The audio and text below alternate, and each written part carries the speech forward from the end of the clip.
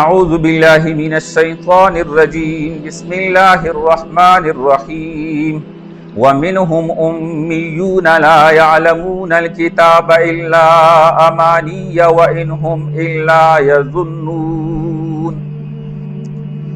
دا په سورة بقره کې آیات نمبر 8 او یم دی 78 نمبر آیات دی. او ما تاسو ته مخکې ویلو چې یو څو جماعتونو د یهودو ذکر دی. په دې کې یو جماعت د انپړو په رحم کرم د تعلیم یافتو باندې و، بس په اټکلو ګمانونو پسې راوانو، تشو ارزوګانې وې، ارزوګانو نه بغیر یې څه نه وو. دوی وویل چې بس موږ د پیغمبرانو اولاد یو، د خدای پاک دوستان یو، موږ خو اول الله جهنم لبینه او کبی هم نو یو څو ورځې چې کم عبادت مونږ د سخي کړی څلوېښت ورځې دومره ورځو پکې وو، نور بیا جنت صرف یې مونږ پاره بل چا پاره نشته. یا د ځمکې عمر چې کم دی د اوه کاله و، هر 1000 کالو په بدله کې وو، یوه ورځ مونږ ته سزا راکولی شي، بیا مونږ دپاره نورې سزاګانې نشته. الله یې ذکر کوي ومنهم امیون، او ځنې د دوی نه امیون انپړ دي. وګوره نسبت یې ته شوی، منصوب شوی مور ته، ځکه عرب چې کم دی هغه چا ته چې لیکل هم نشي کولی او حساب کتاب هم نشي کولی هغې ته امي ویي، عرب یې ته څه ویي؟ امي ویي. ځکه دا باقي وي په هغه حالت باندې چې مور نه پیدا شوی وي، ما حالت باندې وي، ځکه لیکل او که هغې نشي که ځکه وې ته ام یی.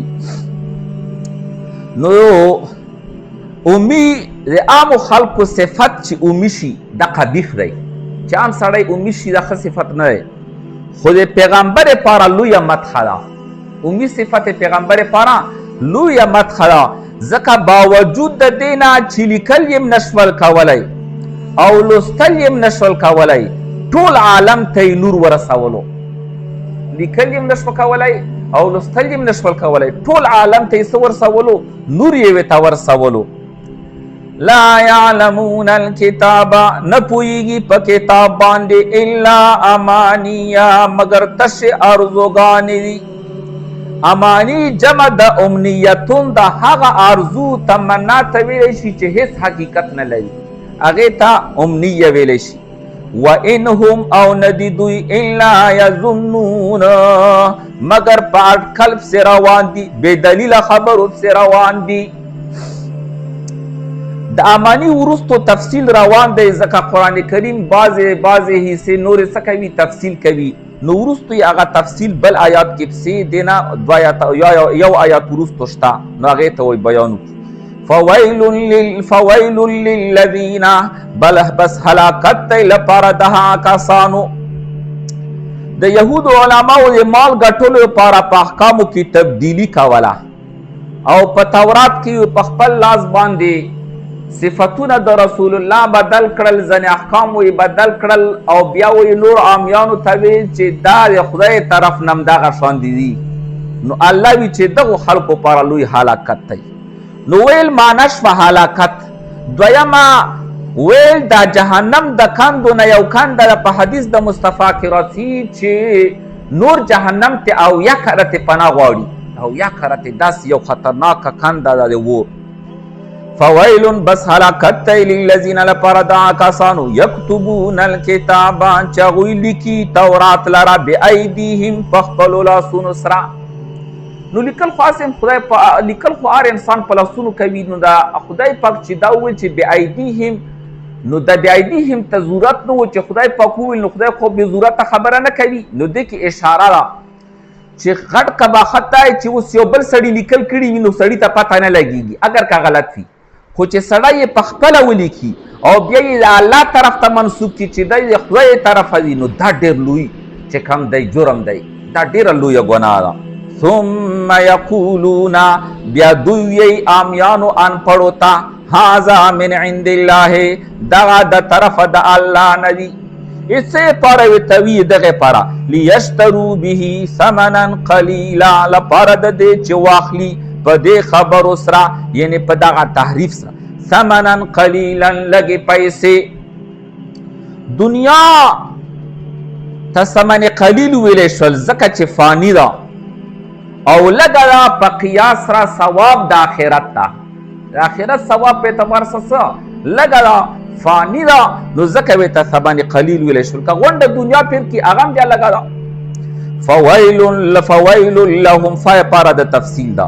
هلاکت پس هلاکت ته د دوی لپاره مما کتبت ایدیهم د هغه نه چې لیکل کړي دي لاسونو د دوی چې کم څه تحریف او تبدیلی کړي دا دوی لاسونو او نسبت یې الله ته کوي نو په دې خبره ویله هلاکت دی. وویل او هلاکت دی لهم د دوی لپاره مما د هغه څه نه یکسبون چې دوی کسب کوي. وقالو لن تمسنا النار هغه مخکې مې چې ویلي وو چې امانی دي د هغه امانی اوس چې کم دی بیان دی او دا هغه جماعت دی چې هغوی چې کم دی ویل چې موږ د پیغمبرانو اولاد یو پاک نسل یو نو موږ ته خدای پاک جهنم کې مواخذه نه راکوي او که بیا چیرته هم لاړ شو نو یو څو ورځو جهنم کې وو. وقالو او دوی ویل لن تمسنا النار هرگز ونه رسیږي موږ ته وره الا ایاما معدودتا مگر ورځې شمارل شویې. موږ ور مسه نه کي په موږ باندې ور ونه لګېږي مگر یو څو شمار ورځې. اکي دوه قوله دي. یو قول یهودو دا کولو چې دنیا عمر 2000 کاله دی نو هر زرو په بدله کې موږ یو ورځ په عذابولی شو. هذه الدنیا 7000 سنة وإنما نعذب بكل 1000 سنة يوما واحدا ثم ينقطع العذاب. او دویم دا چې دوی ویل چې موږ آبا او اډو د سخي عبادت کړی 40 ورځې نو صرف 40 ورځې موږ په عذابولی شو. قل پاک پیغمبر اتخذتم عند الله آیا تاسو اغستی دا عند الله پنیز دا الله باندې عهدا وعده خدای پاک وعده سره کړی دا نو خدای پاک وعده وو یا په آسماني کتاب کې موجوده وي څه دلیل وي د خدای پاک وعده نو بیا یې پیش کو. فلن یخلف الله نو که خدای پاک وعده کړی وي نو خدای پاک خو فلن یخلف الله بس هرگز مخالفت نه کوي الله عهده د وعده خپل نو الله خو خپل وعده مخالفت نه کوي. نو تاسو څه دلیل په دې خبره باندې شته نو دلیل خو وسره نه وو. ام تقولون ام په معنا د بل سره بل تقولون بلکې تاسو ویایو علی الله په الله باندې ما هغه خبره کوو لا تعلمون چې تاسو په نه پوهیږو. یو موضوعي روایت دوی ویلو چې الله یعقوب علیه السلام ته ویلو چې نو په عذابېږي د تا اولاد مگر د پاره د حلالې د قسم چې هغه خدای پاک ویلي چې و ان منکم الا واردها دا و دوی ځان خبره کوله.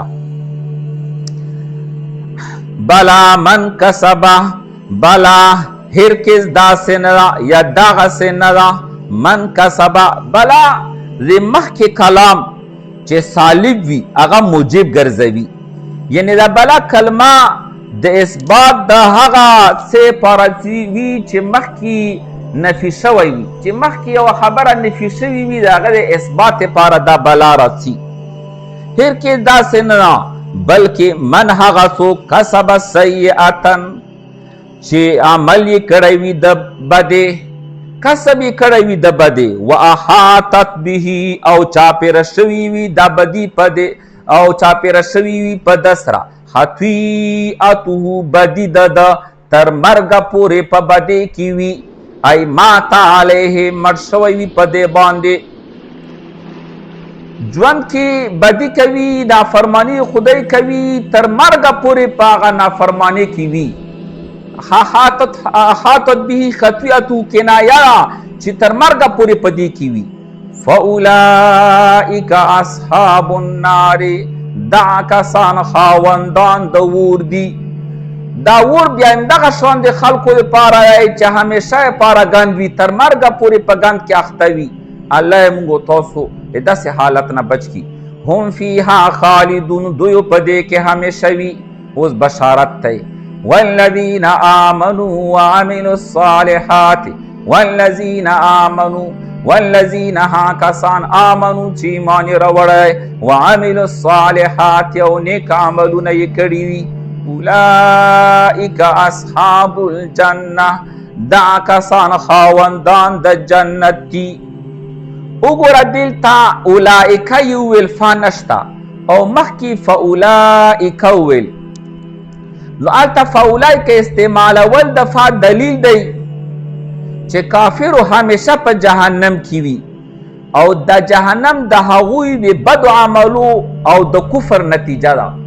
د بدو عملونو د کفر سره نتیجه ده او دلته فا نشته اولئک راغلي چې د جنتیانو جنت ته داخلېدل دا یا الله په مهربانۍ سره وي په عمل باندې داخلېدی نشي. موږ تاسو د خدای په مهربانۍ سره په جنت کې داخلېږو. د خدای مهرباني دا نیک عمل چې کوي دا د خدای مهرباني ده په تا باندې خدای پاک مهربان شوی دی. هم فیها خالدون دوی په دې جنت کې همیشه وي. صدق الله مولانا العظیم.